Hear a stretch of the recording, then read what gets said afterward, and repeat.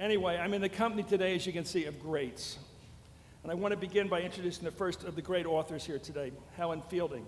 By the way, that's a pretty good name for a novelist, isn't it? She started out with a newspaper column for The Independent over in London. It was about the preoccupations of a single woman in her 30s, a single woman named Helen Fielding. It was there that she created Bridget Jones, a 30-something Londoner, worried hour by hour about her career, her tobacco and alcohol intake, her love life, and some other stuff I, as a guy, can't talk about. And out of that column came the novel Bridget Jones. And out of that came the movie, and the big question, Hugh Grant or Colin Firth? And out of that came a $70 million gross. Out of that came, I may not have the order exactly right here, a second Bridget Jones novel, The Edge of Reason, and out of that another film with a gross this time of 3.5 times the first gross. Let me introduce to you the author of Mad About the Boy, the new Bridget Jones, who said herself, I hope people will have as much fun reading this book as I am writing it. Miss Helen Fielding.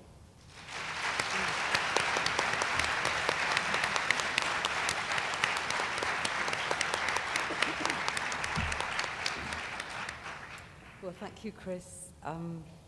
It's a great honor to be here and in such elevated company, and also, frankly, a bit scary at this time of the morning, but it's also a relief to see so many people here, because I've never quite got over my first ever event where I spoke about a book where 2 people turned up, and one of them was someone I used to go out with at school, who took me out for lunch and told me that he was gay. So, so this is already much better. Yeah, it is. But it's quite a surprise, actually, to be talking about Bridget Jones again like this. I've been in, frankly, a feral state for several months with wild hair, sitting in an armchair in sweatpants, typing away at my laptop. I never actually thought I'd write another one. When Bridget first started, as Chris said, it was an anonymous column in a newspaper. They'd asked me to write about myself, and I said, no, that's hopelessly embarrassing and exposing, but I'll make up this character. And then, of course, it couldn't have been more exposing and embarrassing in a way, because everyone continued to think that Bridget was me. But the whole thing was a huge surprise, I think, to everybody, that it sold so well and turned into movies and so on. And I sort of, after that, lost my voice a bit, and I didn't want to just churn out another one and become sort of a parody of myself. And then last year, I suddenly found that I'd been living back in London for a while, and I had a story, and I had new things that I was finding funny. And it was quite organic, really. I just started to write and didn't tell anybody that I was doing it, which made me feel unself-conscious, like I did when I first began. And I've had a really good time writing it. There's a lot of things that didn't exist when I first wrote Bridget that do exist now. Things like texting and Twitter and internet dating and motherhood. Well, of course it existed, but not for me. And I suppose what happens is that people tell me stories a lot. It's a bit, in some ways it's a bit like being the Pope. Girls are always coming up to me and saying, I am Bridget Jones. And I feel like saying, well, bless you, my child, and would you like to make your confession? So I get all sorts of stories from people about, for example, internet dating. There's a girl at the beauty salon that I go to who told me this. Well, first of all, she's always having these problems, and she'd gone out on a date with someone and made out with him a little bit, and then 3 days later got a global text from him to everyone he knew saying that his wife had just had a little baby girl, 6 pounds, 12 ounces. And she also got into a thing where she bumped into her ex online and ended up making up a character on the internet dating site to make him jealous, then stood him up. She got the imaginary girl to stand him up, And then the boyfriend put up a notice on the internet dating site saying that he was no longer available. And then she found herself terribly hurt, but on behalf of the girl she'd made up who didn't exist anyway. So things are quite complicated, I think, for people dating now. And obviously I had to do a certain amount of research. I did go on Twitter and made up Bridget Jones' character on Twitter. But I just found, for me, it was like a giant popularity contest. And you just end up endlessly worrying about how many Twitter followers you've got. So whereas Bridget was counting calories before, it's now number of Twitter followers, 0. Number of Twitter followers, still 0. And I actually got blocked for checking my number of Twitter followers 150 times in 1 hour.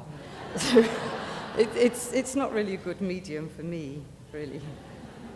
But I think the thing about Bridget is it always seems just quite light and funny. But I think comedy always comes from a place of truth. And I think with the first Bridget, there was quite a lot of pain behind it.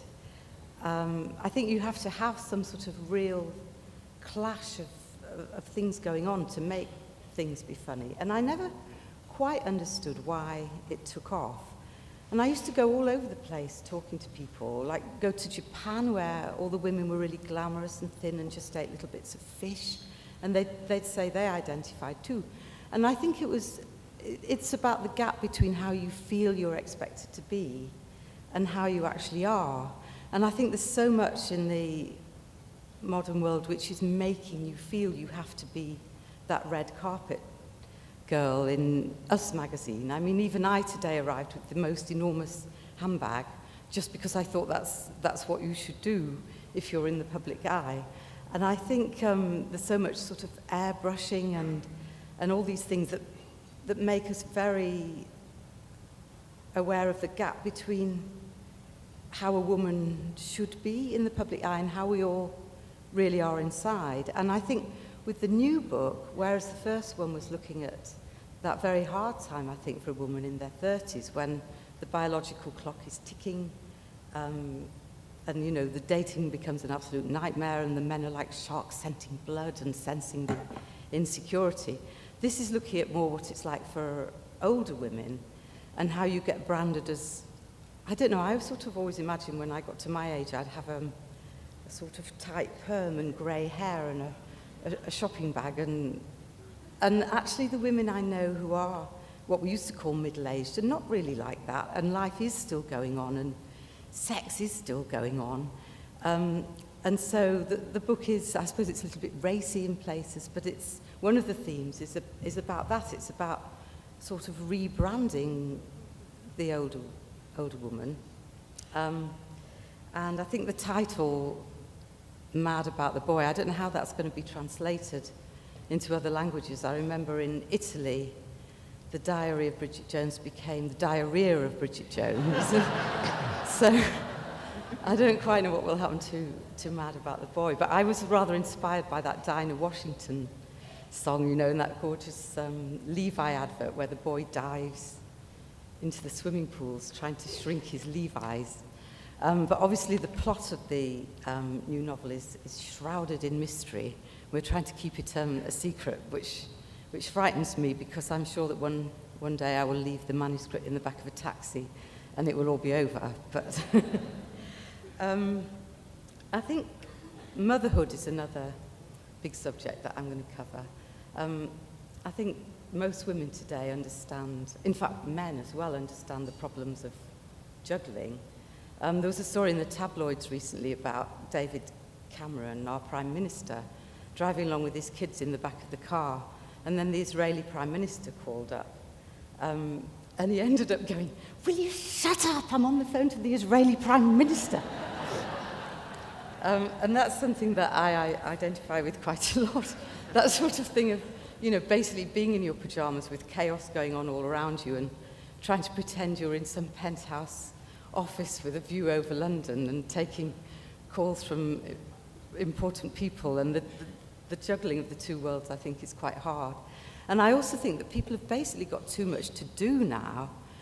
I don't know about you, but my life is just full of these crazy to-do lists, which don't really make any sense when you read them, and I'm not able to prioritize between the relative importance of things. So I'll sort of have reply to Build-A-Bear party invitation, finish novel, respond to zombie apocalypse invitation, find cheese, blow up bike. They're all just sort of randomly spread all over the place. I think it is quite scary bringing out a new Bridget. But I think it's very important that, for me anyway, it's very important to write it privately and write it from the heart. So I did sort of not tell anyone I was writing it for a long time, and just sort of observed what was going on around me and what I was doing and what my friends were doing. Sorry about the grammar. Grammar's never really been my strong point in Bridget, and that will continue to this day, as my editors know. But I have had a lot of fun writing it, and I've really enjoyed it. And I'm hoping that the launch will be very light-hearted and not taking it too seriously.